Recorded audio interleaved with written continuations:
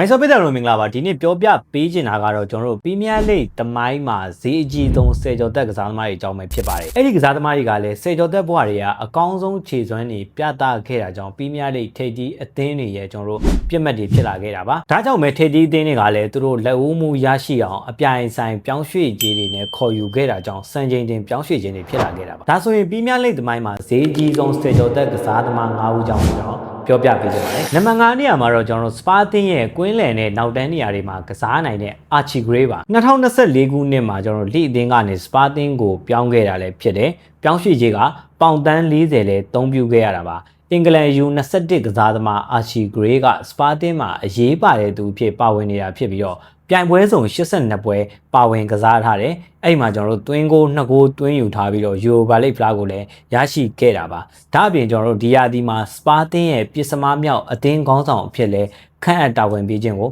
ခံထားရတဲ့ကစားသမားတွေဖြစ်ပါတယ်နံပါတ်4နေရာမှာတော့ United အသင်းရဲ့တိုက်စစ်မှုအောင်မာရှယ်ပဲဖြစ်ပါတယ်မာရှယ်ကတော့ကျွန်တော်2015ခုနှစ်မှာ Golden Point ဆုကိုရရှိခဲ့ပြီးတော့အဲ့ဒီနှစ်မှာပဲမိုနာကိုအသင်းကနေ United အသင်းကိုပြောင်းရွှေ့ခဲ့ရလဲဖြစ်ပါတယ် United အသင်းကမာရှယ်အတွက်ပြောင်းရွှေ့ကြေးပေါင်49.8 သန်းထိသုံးစွဲခဲ့ရတာလည်းဖြစ်တယ် United အသင်းကစားသမားဘဝအစမှာအကောင်းဆုံးပုံစံတွေပြသပြီးတော့သွင်းဂိုးတွေလည်းသွင်းယူထားနိုင်ပြီးစူဖလားတွေလည်းရရှိခဲ့တာပါဒါပေမဲ့နောက်ပိုင်းမှာတော့ခြေစွမ်းပိုင်းပုံမှန်မရှိတာတွေဒဏ်ရာတွေနဲ့ရုန်းကန်ခဲ့ရတယ်2024ခုနှစ်မှာတော့ United အသင်းကနေထွက်ခွာခဲ့ပြီးတော့မက်ဆီကိုကလပ်ကျွန်တော်မော်တာရေးအသင်းကိုပြောင်းရွှေ့သွားခဲ့တယ်အခုချိန်မှာတော့အသင်းလက်မှတ်ဖြစ်နေရလဲဖြစ်ပါတယ်နံပါတ်3နေရာမှာလဲကျွန်တော်တို့လက်ရှိ United အသင်းမှာကစားနေတဲ့ပြင်သစ်နောက်ခံလူယိုယိုပါယိုယိုကိုခေါ်ယူဖို့ကျွန်တော်တို့ United အသင်းက Real Madrid အသင်းနဲ့ရှင်ပြိုင်ခဲ့ရတာကြောင့်ပြောင်းရွှေ့ကြေးအများအပြားအသုံးပြုခဲ့ရတယ်2024ခုနှစ်မှာပေါင်52သန်းနဲ့ခေါ်ယူခဲ့တာလည်းဖြစ်ပါတယ် United အသင်းနဲ့300ဒီမြောက်ကိုအခုချိန်မှာဖြတ်တန်းနေပြီမဲ့လည်း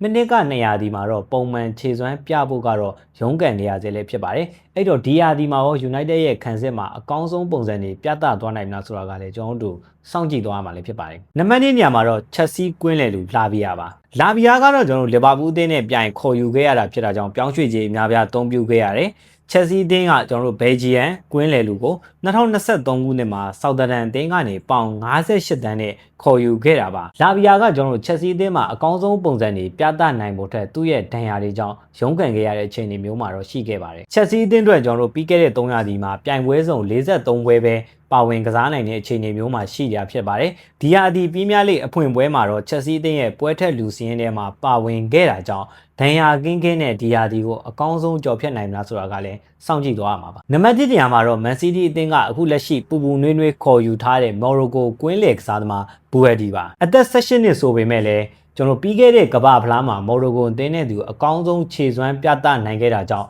ထိပ်သီးအသင်းတွေရဲ့စိတ်ဝင်စားခြင်းကိုခံခဲ့ရတဲ့ကစားသမားလည်းဖြစ်ပါတယ်အသင်းကြီးအများပြားရဲ့ကျွန်တော်တို့ပြစ်မဲ့လည်းဖြစ်ခဲ့တယ်ဒါကြောင့် Man City အသင်းကပြောင်းရွှေ့ခြင်းပေါင်86တန်းထိသုံးစွဲပြီးတော့ခေါ်ယူခဲ့တာလည်းဖြစ်ပါတယ်လိုင်လီအသင်းကနေ Man City အသင်းကခေါ်ယူခဲ့တာဖြစ်ပြီးတော့ Man City အသင်းရဲ့ကွင်းလယ်ကိုအကောင်းဆုံးပုံစံတွေပြသနိုင်မလားဆိုတာကိုဒီဟာဒီမှာမြင်တွေ့ရတော့မှာလည်းဖြစ်ပါတယ်